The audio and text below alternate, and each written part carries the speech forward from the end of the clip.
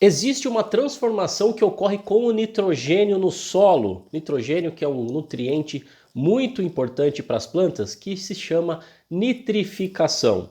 Nesse vídeo aqui eu vou falar um pouco sobre esse processo, sobre quantos dias demora para ocorrer, com dados científicos para te mostrar o que acontece com o nitrogênio no solo. E algumas dicas para você poder planejar o seu manejo da adubação e se aproveitar dessas transformações para ter a melhor eficiência de uso desse nutriente. Quer saber mais? Fica comigo nesse vídeo.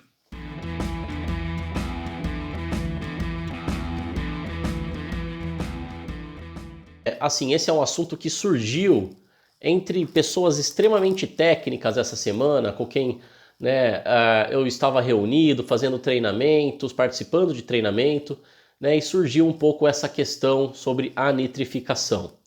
E tem uma questão que é importante, que muito se fala, vou usar um fertilizante nitrogenado, que é uma fonte de nitrogênio amídico, como a ureia, que é o mais usado no mundo. E quando você coloca esse nitrogênio amídico no solo, ele sofre ali um processo de hidrólise, por uma ação enzimática, a enzima urease, e aí você tem a transformação desse nitrogênio no nitrogênio amoniacal, ou na forma de amônio, que é o NH4+. Essa é uma das formas que a planta absorve de nitrogênio. A outra forma é o nitrato. Para esse nitrogênio ser absorvido na forma de nitrato, ele tem que passar por um processo no solo de transformação que é chamado de nitrificação, que por uma ação de micro-organismos que estão presentes ali no solo, ele vai transformar esse amônio em nitrito e depois rapidamente em nitrato. E nitrato é uma forma que a planta absorve também. Então, uma coisa que é sempre comentada é que as plantas de forma geral, elas gastam menos energia para absorver o amônio, então seria uma forma mais interessante, teoricamente, para a planta absorver, do que o nitrato, do que gasta na absorção e assimilação do nitrato. Porém, tem diversos trabalhos que mostram que um bom equilíbrio amônio e nitrato traz mais resultados para a produtividade, por uma série de fatores que estão relacionados com o equilíbrio do pH em volta das raízes das plantas e também com outros tipos de situações de aproveitamento que as plantas têm numa quantidade equilibrada desses dois nutrientes. E a gente tem outras fontes, como o sulfato de amônio, que fornece já prontamente disponível o amônio, que não precisa transformar o amídico na ureia, e também nós temos o nitrato de amônio, que fornece, por exemplo, uma quantidade equilibrada de amônio e nitrato diretamente. Mas como eu falei, existe a transformação do amônio no solo. Então, o que veio à discussão é, se eu coloco uma fonte de amônio e rapidamente ela se transforma em nitrato no solo, então quer dizer que eu acabo, mesmo sendo uma fonte de amônio, fornecendo uma fonte equilibrada de amônio e de nitrato.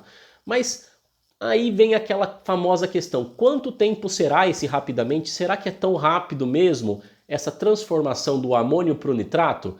E aí que remete ao que eu quero trazer para você aqui. Então, eu fui buscar a minha dissertação de mestrado que eu fiz e estudei alguns aspectos relacionados à nitrificação, que eu concluí lá em 2018, que é essa aqui. Então eu estudei um composto bokashi, que é um inóculo, é um conjunto de matérias-primas vegetais, nesse caso, apesar de poder entrar matéria-prima animal também, de orgânica animal, com uma fermentação controlada com inóculos. Então eu testei dois tipos de inóculo, o inóculo nativo, o inóculo comercial, e eu estudei também a farinha de penas como um fornecedor de nitrogênio para as plantas. Acabei estudando nitrogênio e fósforo, mas nesse vídeo eu quero focar, para falar da nitrificação, focar no nitrogênio. Então vamos falar aqui do tempo, eu acho que isso é muito importante, e o porquê que eu quero mostrar isso para você. Então o que foi feito nesse trabalho? Foi usado um solo, essa aqui é a característica do solo, um solo pobre em nutrientes, não tem um pH bem corrigido, não está descrito aqui, mas é um pH em cloreto de cálcio, não está tão ruim, mas uma saturação de bases baixa, um solo, na verdade, com 21% de argila, não é um solo fértil, né? Vamos combinar. E foi adicionado, né, esses três grupos, esses cinco, na verdade, fontes de matéria orgânica no solo. Então é uma mistura de farelos, né, com fermentação controlada, né, que é denominado de bocacha aqui, nativo e com inóculo comercial, os farelos misturados ao inóculo somente, sem passar por fermentação, e uma farinha de penas, né? E a gente vê que o teor de nitrogênio desses inóculos, né, em torno desses materiais orgânicos, dessas misturas de farelos e fermentados, está em torno de 2,4 a 2,8% de nitrogênio. E a farinha de penas já chega a 13%. E a gente vê que a relação carbono-nitrogênio, né, ela é em torno de 14,5, 14,7 até 15,5 nesses farelos, e na farinha de penas chega até 1,5 aqui, né, uma relação sendo extremamente baixa, que pode chegar a uma mineralização muito rápida desse material, né? Tem muito nitrogênio e pouco carbono agregado nesse material, que é uma farinha de penas hidrolisada, é um resíduo, né, da indústria de abate de aves, tá bom? E vamos lá falar da nitrificação, sem fugir muito, tem muita informação que dá para tirar desse trabalho.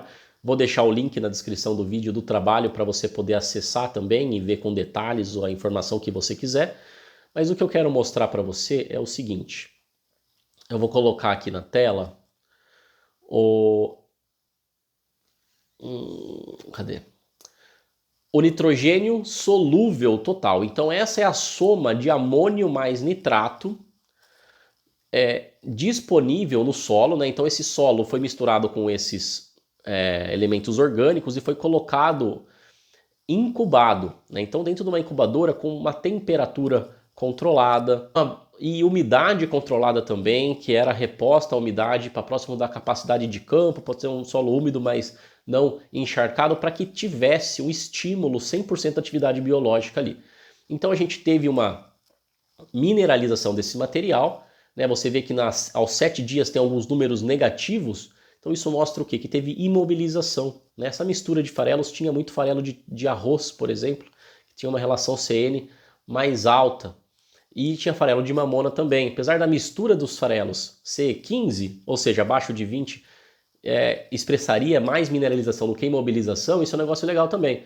Muitas vezes, se você tiver uma mistura de materiais orgânicos, aquele mais fino, como o farelo de arroz ele era mais fino que a torta de mamona, então ele imobilizou primeiro do que mineralizou, porque a ação dos micro-organismos na torta também foi diferente. Então esse é um aspecto legal para mostrar aqui, né? Então começou negativo porque os micro-organismos estavam retendo esse nitrogênio que estava saindo do material orgânico primeiro, para depois mineralizar, né? O que não aconteceu com o FP aqui, que é a farinha de penas, que já é super nitrogenada, então de pronto já disponibilizou bastante nitrogênio, né? Que só foi aumentando em cada um deles aos 14, 28, 56 e 84 dias, né? Cada um na sua proporção aqui, não vou me ater às comparações dos tratamentos, mas principalmente a farinha de penas, você vê que já nos 14 dias já tinha uma grande quantidade, já nos 7 dias já tinha uma boa quantidade de nitrogênio no solo.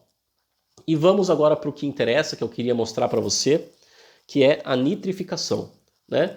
Então se a gente olhar para a tabela de nitrificação, a gente vê que a própria farinha de penas, né, que já tinha uma quantidade superior de nitrogênio já aos 7 dias, mesmo aos 14 dias ela já não diferiu muito de algum dos outros materiais. Em valores absolutos ela diferiu muito pouco de os valores de outros materiais, ou seja,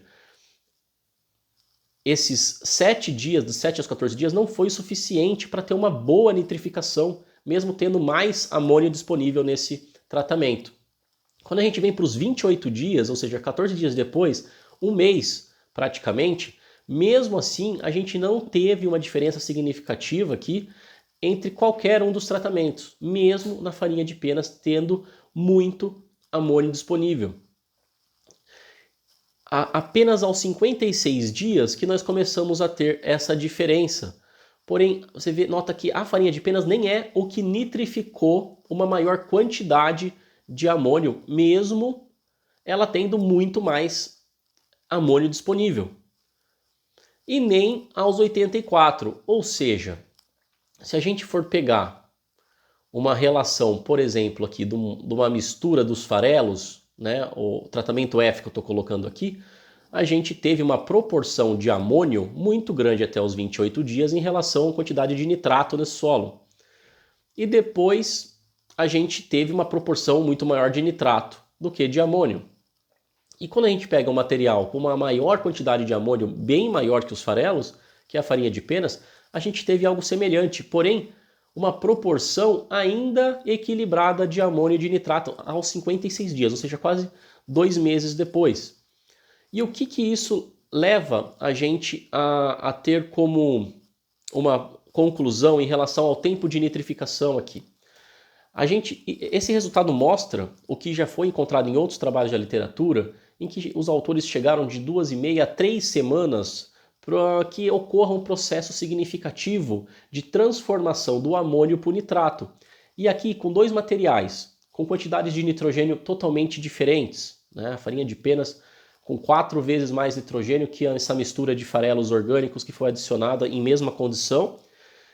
O que acontece? Existe uma capacidade limitada, que claro, vai depender dos fatores de solo, de disponibilidade de nutrientes, talvez, temperatura, umidade que estava controlada, mas de repente num solo mais fértil, de outra característica, com mais matéria orgânica, com mais micro-organismos, isso possa mudar um pouco. Mas esse trabalho mostra que demorou aí quase 3 semanas, se a gente for pensar, né, se tendo uma disponibilidade boa aos 14 dias, até os 56 que demorou aqui nesse trabalho. Então de 2 a 3 semanas para começar a mineralizar e até 1 mês e meio para a gente ter, mineralizar não, nitrificar esse nitrogênio, né, ou seja, transformar de amônio para nitrato para a gente ter um certo equilíbrio. E como a gente vê que a proporção no farelo foi muito maior de nitrato para amônio, por quê? Porque tinha menos amônio.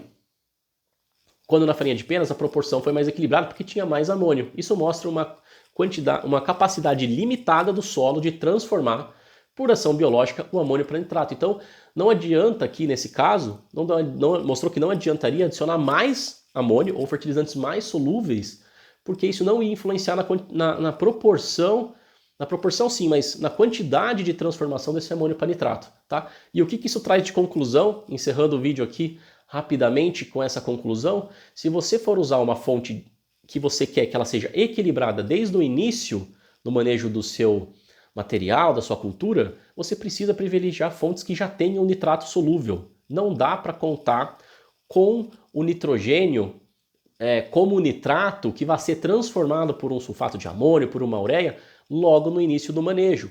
Pode ser, né, passando esses 2 meses aí, que lá no final tem uma quantidade considerável de nitrato, daquele amônio que não foi absorvido como amônio, que vai se nitrificar e que por algum motivo não foi também perdido por outras formas ali no solo, vai virar nitrato e a planta vai absorver como nitrato. Agora, nos estágios iniciais, muito dificilmente aquele amônio solúvel adicionado ou nitrogênio amídico da ureia vai se transformar em nitrato para a planta aproveitá-lo dessa forma. Por isso, se você quer um manejo equilibrado, prefira fontes de amônio e de nitrato solúvel logo de início. Tá bom? Espero que não tenha sido muito complexo. Deixe nos comentários se você tem alguma situação que você já passou, alguma dúvida sobre esse assunto, que eu vou trazer aí o máximo de esclarecimento possível. E é isso aí, espero que tenha gostado. Compartilhe com os colegas, com os amigos e até o próximo vídeo.